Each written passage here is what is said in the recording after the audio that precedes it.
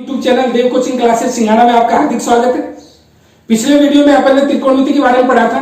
उसमें मैंने आप लोगों को बता दिया था कि किस प्रकार से लार्वटिक कक्का का इस्तेमाल करके और त्रिकोणमिति के क्वेश्चनों को किया जा सकता है। इसके बाद में मैंने आपको बताया था कि डिग्री को रेडियन में और रेडियन को डिग्री में किस प्रकार से बदला जाता है। वो सारी कहानी मैंने आप लोगों को बता दी थी। आज जो अपने पास त्रिकोणमिति की जो सारणी होती है, जो टेबल होती है जिसमें अपने को मान निकालने होते हैं, उस टेबल को बिना रटे अपन कैसे कर सकते हैं वो चीज मैं आप लोगों को बताऊंगा। तो वो चीज देखने के लिए आप लोगों को जो मैं बताऊंगा कि आप लोग सबसे पहले यहां से 0, 1, 2, 3 और 4 तक की गिनती लिख दो। आपने लिख दिया 0, 1, 2, 3 और 4 तक की गिनती लिख करके हर एक में जो है ना अपने को कितने का भाग दे देना है, 4 का।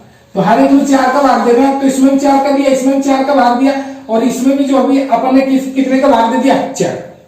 तो 0, 1, 2, 3, 4 तक की गिनती लिख दी और फिर हर एक में 4 का भाग दे दिया। फिर जो मान आता है उसका रूट ले लो। फिर जो मान आता है उसका रूट ले लिया। तो इस प्रकार से इसका रूट ले लिया। तो ये इसका रूट ले लिया। अब आप लोगों ने देखा कि 0/4 का रूट लिया तो इसका वो जो आ गया वो अपने पास क्या आ गया, 0 आ गया।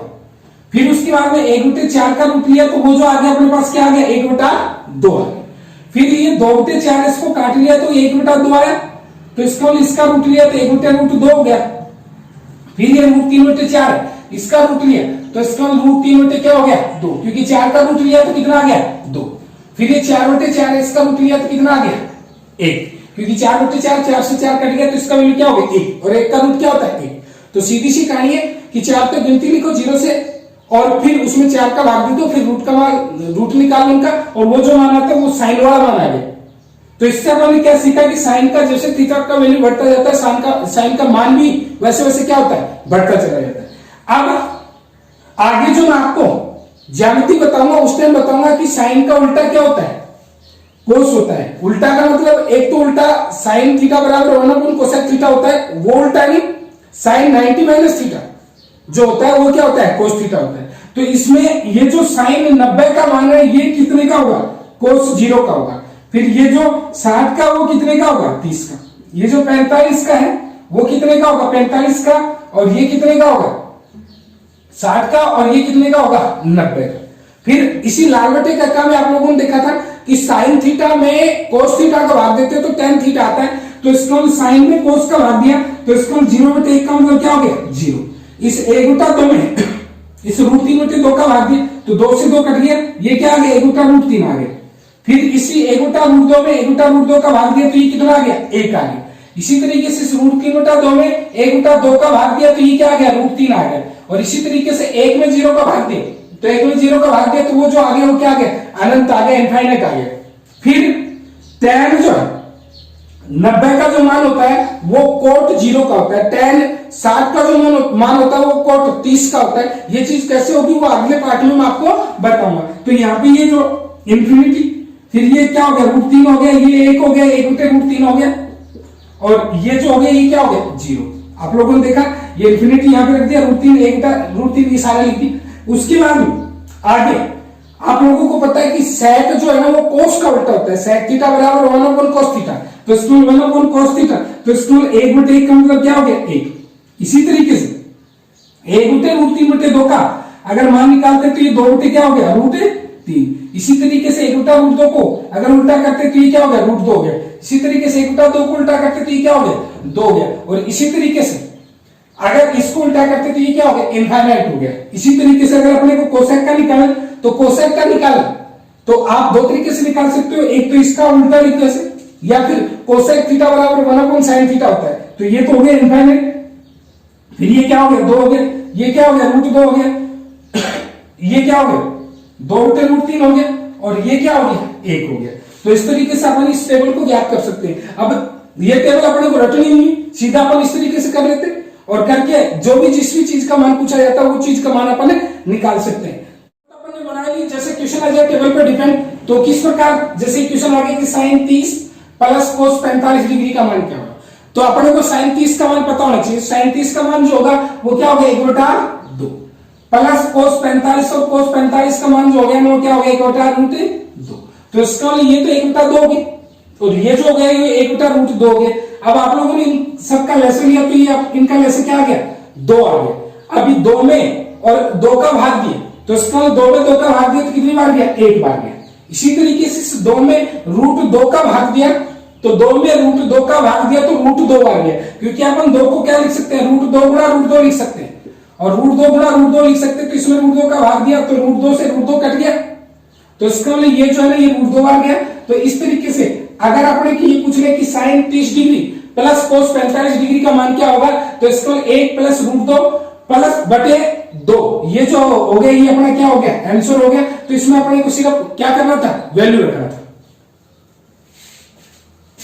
tan स्क्वायर 45 डिग्री, तो यहाँ पे tan स्क्वायर 45 डिग्री, फिर आगे sec स्क्वायर 30 डिग्री, तो यहाँ पे ना sec स्क्वायर क्या है 30 डिग्री, और यहाँ पे ना कोसेक स्क्वायर 60 डिग्री। अब यहाँ पे tan 45 का मान क्या होता है, 1 होता है, तो इसका ये 1 का स्क्वायर हो गया। फिर ये जो अपने पास sec स्क्वायर 30 डिग्री है, तो sec 30 का जो मान होता है वो क्या होता है, 2 बटा √3 होता है, तो 2 बटा √3 हो गया। इसी तरीके से कोसेक 60 का मान भी 2 बटा √3 हो गया। अब इनका स्क्वायर करना है तो इसका भी स्क्वायर करना है और इसका भी क्या करना है, स्क्वायर, और अब इनको क्या करना है, प्लस करना है। तो इसका ये 1 प्लस ये हो गया 4/3 और प्लस ये भी क्या हो गया 4/3, तो 1 प्लस 4/3 प्लस 4/3, यहाँ पे इनका लेसन ले लिया अपने, वो ले लिया 3। अब ये क्या हो गया 3 प्लस 4, तो 3 और 4 कितना हो गया 7, और 7 और 4 कितना हो गया 11। तो इसका में इस तरीके से इसका जो आंसर आ गया अपना वो क्या आ गया 11/3। तो सिर्फ और सिर्फ अपने को क्या करना था, वैल्यू पुट करना था, और वैल्यू अगर आपके ध्यान में तो ठीक है, वरना सेक जो है ना वो तो किसका होता है, कोस का उल्टा, यानी कि सेक थीटा बराबर 1/cos थीटा, और कोसेक जो होता है वो किसका उल्टा होता है, साइन का उल्टा, यानी कि कोसेक थीटा बराबर क्या होता है 1/90 degree plus cos 60 degree minus tan 30 degree, इसका मान क्या होगा, तो साइन 90 का मान क्या होता है 1 प्लस कोस 60 डिग्री, तो कोस 60 डिग्री का मान हो गया 1/2, और माइनस tan 30 डिग्री, तो tan 30 डिग्री का मान हो गया 1/√3, तो ये 1 हो गया, ये 1/2 हो गया, ये माइनस 1/√3 हो गया। अब इन सबका लेसन लिया तो इसका मतलब 2√3 में से आ गया, क्योंकि इसको 1/1 बोल सकते हैं, तो 2√3 इनका लेसा आ गया, तो इसका 2√3 इनका लेसा आ गया, तो 2√3 में 1 का भाग दिया तो ये क्या आ गया 2√3 प्लस इसमें अपन ने भाग दिया तो ये क्या आ गया √3 आ गया, माइनस इसमें भाग दिया तो ये कितना आ गया 2 आ गया।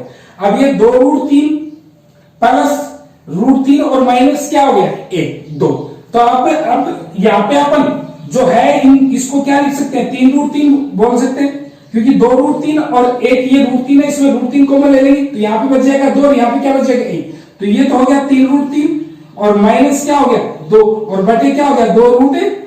तो इस तरीके से अपन इसका भी मान निकाल सकते हैं। सिर्फ करना क्या था कि साइन 90 का मान क्या होता है 1, कोस 60 का मान क्या होता है 1/2, tan 30 का मान क्या होता है 1/√3, तो इसको ये 1/2 1/√3, इसको कैलकुलेट किया 2√3 इनका लेसा आ गया, और 2√3 इनका लेसा आ गया, तो इसका मतलब 2√3 प्लस √3 माइनस 2, और इसको कैलकुलेट किया तो √3 माइनस 2 बटे 2√3, ये जो है ये अपना क्या हो गया आंसर आ गया।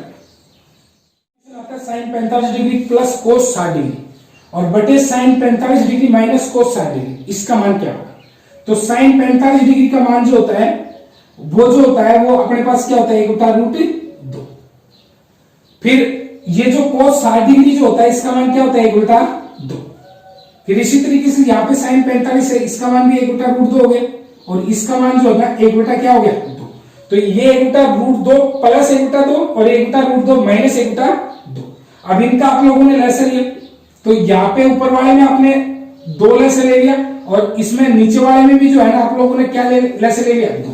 अब ये 2 लेसन ले लिया, तो इस 2 में √2 का भाग दिया तो √2 बार गया, और इस 2 में 2 का भाग दिया तो कितनी बार गया 1 बार, तो √2 प्लस 1, और नीचे जो आ गया वो क्या आ गया √2 माइनस 1, फिर ये 2 से 2 कट गया, तो इसका मतलब ये क्या आ गया √2 प्लस 1 और बटे √2 माइनस 1, तो ये √2 प्लस 1 और बटे √2 माइनस 1। अगर ये स्थिति मिलती है तो ठीक है, अन्यथा हमेशा नीचे जो वर्गमूल का चिन्ह होता है उसको अपने को खत्म करना होता है, और उसके 2 ही तरीके, एक तो एक जैसे से ऊपर नीचे गुणा कर, जिससे जैसे अगर ये √2 अकेला होता तो इसको ऊपर नीचे √2 से गुणा कर देते तो ये 2 दूनी कितने, √2 को √2 से गुणा करते तो 2 देता, लेकिन यहाँ पे √2 माइनस 1 है, तो इसको बदलने का एक ही तरीका है, वो क्या इसके संयुग्म से गुणा कर दे, और संयुग्म का मतलब इसको √2 + 1 से ऊपर नीचे गुणा कर देंगे।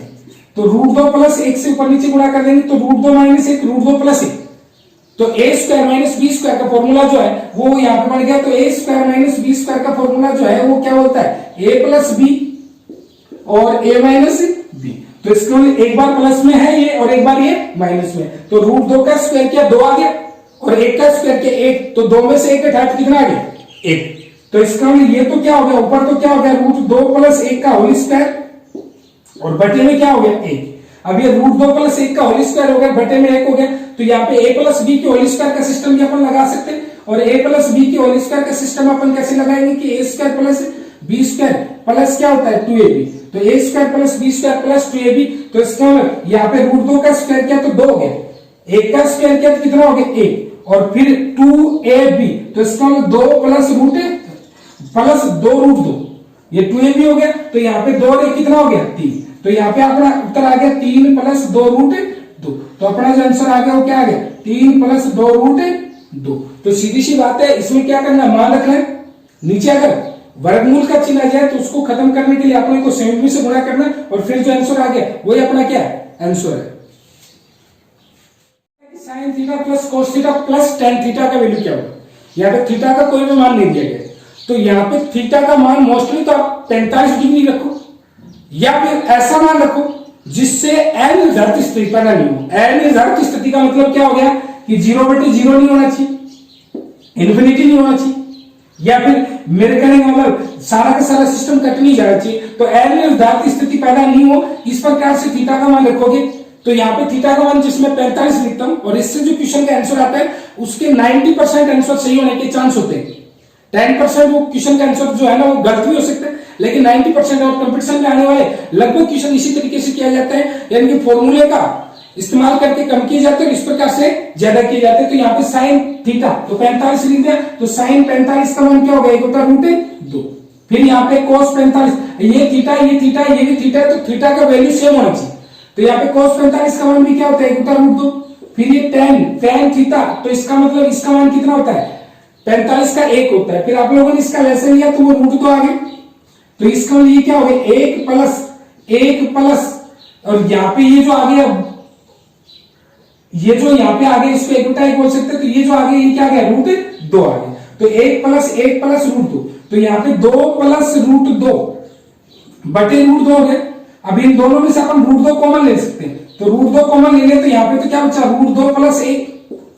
भाई यहाँ पे √2 कॉमन ले लिया तो यहाँ पे क्या बचा √2 + 1 और यहाँ पे बटे में क्या बचा √2 और ये √2 से √2 कट गया। तो इसका जो आंसर आ गया वो √2 प्लस क्या हो गया 1। तो इस प्रकार से थीटा का वैल्यू नहीं दिया गया हो और उन क्वेश्चन को करना हो तो यहाँ पे अपन थीटा का वैल्यू क्या रख लेंगे 45 रख लेंगे, या फिर उस क्वेश्चन की स्थिति देखेंगे जिससे कि n निर्धारित रूप नहीं होना चाहिए। अगर यहाँ पे tan 2 थीटा और sin 2 थीटा का वैल्यू हो तो वहां पे भी अपन 2 थीटा की बात होना, तो वहां पे अपन क्या करेंगे कि भाई थीटा का मान ऐसा रखेंगे जिससे उसका डबल करके फिर उसको क्या करेंगे कैलकुलेट करेंगे। इसी प्रकार त्रिकोणमिति के क्वेश्चनों के लिए और भी गणित रीजनिंग के लगातार टॉपिक वाइज वीडियो के लिए मेरे चैनल देव कोचिंग क्लासेस सिंघाना को लाइक करें, शेयर करें, सब्सक्राइब करें। धन्यवाद।